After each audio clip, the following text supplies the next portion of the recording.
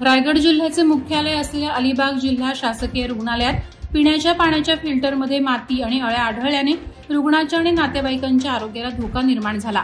जिल्हा रुग्णालयात असणाऱ्या आंतररुग्ण इमारतीमधील फिल्टरमध्ये मातीसहित अळ्या आढळल्या आहेत। त्याचप्रमाणे नवजात शिशु विभागात असणाऱ्या फिल्टरची पाहणी केली असता त्यामध्ये सुद्धा काही प्रमाणात माती आढळून आली आहे। त्यामुळे रुग्णालय हे औषधोपचारासाठी आहे का येथूनच रोगाचा प्रसार व्हावा यासाठी आहे हे कळत नसल्याचा संताप नागरिकांनी व्यक्त केला आहे। उरणच्या हवेत सध्या सुधारणा होत असल्याचं दिसून येत असतानाच वातावरण पुन्हा दूषित करण्याच्या उद्देशानं गोदाम व्यावसायिक आणि भंगार व्यावसायिकांनी टाकाऊ साहित्य पदार्थांना आग लावून ते पदार्थ साहित्य नष्ट करण्याचा प्रयत्न सुरू केलाय। त्यामुळे हवेत आगीच्या ज्वाळा, धुराचे लोट उसळतानाचे भयानक चित्र दिसून येत आहे।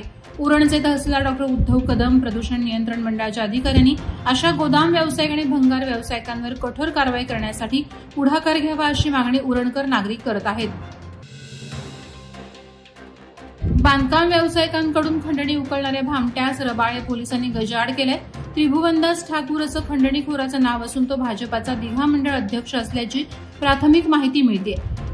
त्याचा खंडणी मागतानाचा व्हिडिओ सोशल मीडियावर सर्वत्र फिरत होता। रबाळे गोठिवली येथील व्यावसायिक ऋषभ गुप्ता यांच्याकडून अनधिकृत बांधकाम तोडण्याची धमकी देत खंडणीखोर ठाकूरनं 10 लाखांची मागणी केली होती। त्यातील 1 लाख रुपयांची रक्कम त्याने स्वीकारली देखील होती, तर उर्वरित रकमेचा तगादा लावल्यानं गुप्ता यांनी तक्रार केल्यानंतर रबाळे पोलिसांनी खंडणीखोर त्रिभुवनदास ठाकूर याला अटक केली आहे। आगामी सण उत्सव शांततेत पार पाडण्याच्या दृष्टीनं खालापूर पोलीस ठाण्यात हे शांतता मोहल्ला कमिटी, पोलीस पाटील, सामाजिक कार्यकर्ते यांची एकत्रित बैठक उपविभागीय पोलीस अधिकारी विक्रम कदम खालापूर यांच्या अध्यक्षतेखाली आणि वरिष्ठ पोलीस निरीक्षक सचिन पवार, पोलीस निरीक्षक संतोष आवटी यांच्या उपस्थितीत पार पडली। यावेळी धार्मिक तेढ निर्माण करणाऱ्या, जातीय सलोख्याला हानी पोहोचवणाऱ्या पोस्ट सोशल मीडियावर टाकू नका, खोट्या अफवांमुळे समाजात तेढ निर्माण होते, अशावेळी त्वरित पोलिसांशी संपर्क साधा असं आवाहन उपविभागीय पोलीस अधिकारी विक्रम कदम यांनी केले। अलिबाग तालुक्यातील ब्रिटिशकालीन रेवस बंदरावर रोरो जेटीसाठी आता पुन्हा नव्यानं निविदा काढण्यात येणार आहेत। अलिबाग आणि उरण या 2 तालुक्यांमधील अंतर कमी होण्यासाठी रेवस करंजा या मार्गावर रोरो सेवा सुरू करण्यात येणार आहे। मात्र सध्या प्रकल्पाचं काम पूर्णपणे थांबलंय। वेळेत पूर्ण न केल्याने कंत्राटदाराकडून काम काढून घेण्यात आलंय। शिल्लक 40% कामासाठी पुन्हा सुधारित दरानं निविदा प्रक्रिया काढण्यात येणार आहे। यासाठी जवळपास 35 कोटींचा आराखडा तयार करण्यात आला आहे। आमदार विक्रांत पाटील यांनी नयना प्रकल्प आणि त्यातील अडचणी संदर्भात विधान भवनात लक्षवेधी मांडून सरकारचं लक्ष वेधलं। त्यानंतर तातडीनं विशेष बैठक लावण्याची मागणी केली होती।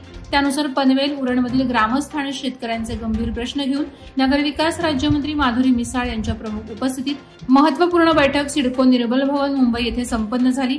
या बैठकीत ग्रामस्थ आणि शेतकऱ्यांच्या बाधित घरांना नियमित करणं, शेतकऱ्यांच्या मूळ घरावर आरेखित करणं, प्रश्नांवर संवाद साधून शंकांचं निरसन करणं, अडचणी दूर करणं याबाबत विस्तृत चर्चा झाली। पनवेल परिसरातील दुचाकी चोरून तिचा वापर करणारा सराईत गुन्हेगार कोपरोलीचा 24 वर्षीय राहुल कांबळे याला वाहतूक शाखा आणि पनवेल शहर पोलिसांच्या सतर्कतेमुळे बेड्या ठोकण्यात आल्या आहेत। नवीन पनवेल आदई सर्कल पुढे बालाजी संपत्ती फिक्स पॉइंट येथे हवालदार अमीर मुलाणी हे वाहतूक नियमन करत असताना राहुल हेल्मेट परिधान न करता पकडला गेला। यावेळी चौकशी केली असता त्याच्याकडील गाडी चोरीची असल्याचं समजलं। तात्काळ पोलीस पथकानं राहुल कांबळेला ताब्यात घेतलं। त्यानं जुनेद ताडे याची होंडा ऍक्टिवा गाडी चोरली होती आणि ती गाडी घेऊन तो फिरत असताना पोलिसांनी त्याला ताब्यात घेतलं। म्हसळा नगरपंचायतीच्या वतीनं मुख्याधिकारी विठ्ठल राठोड यांच्या मार्गदर्शनाखाली सन 2024-25 या कालावधीत थकीत मालमत्ता कर वसुली मोहीम सुरू केली असून लाखो रुपयांचा कर थकीत ठेवणाऱ्या शहरातील 5 जणांच्या मालमत्ता नगरपंचायत मार्फत जप्त करण्यात आल्या। श्रीवर्धन रोडवरील घर क्रमांक 7880, दिघी रोड परिसरातील घर क्रमांक 1882, गाळा क्रमांक 7 आणि फ्लॅट क्रमांक 205 आणि 206 या मालमत्ता सील करण्यात आल्या। म्हसळा शहरात थकबाकीदारांवर प्रथमच जप्तीची कारवाई झाल्याने शहरातून नगरपंचायतीचं कौतुक होत आहे। स्वच्छ भारत अभियानात खोपोलीला स्वच्छ सुंदर निर्मळ शहर असल्याचा पुरस्कार दरवर्षी मिळत असतो। खोपोली नगर परिषद प्रशासनाकडून शहराच्या स्वच्छतेचे, सुंदरतेचे ढोल बडवले जातात, परंतु खरंच खोपोली शहर स्वच्छ सुंदर आहे का असा प्रश्न निर्माण झालाय।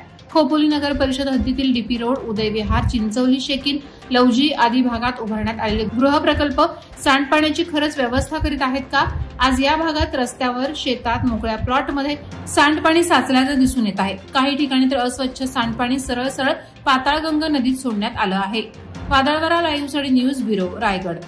नवी मुंबई व रायगड जिल्ह्यातील ताज्या बातम्या आणि घडामोडींसाठी सबस्क्राईब करा वादळवारा लाईव्ह चॅनल आणि दाबा बेल आयकॉन.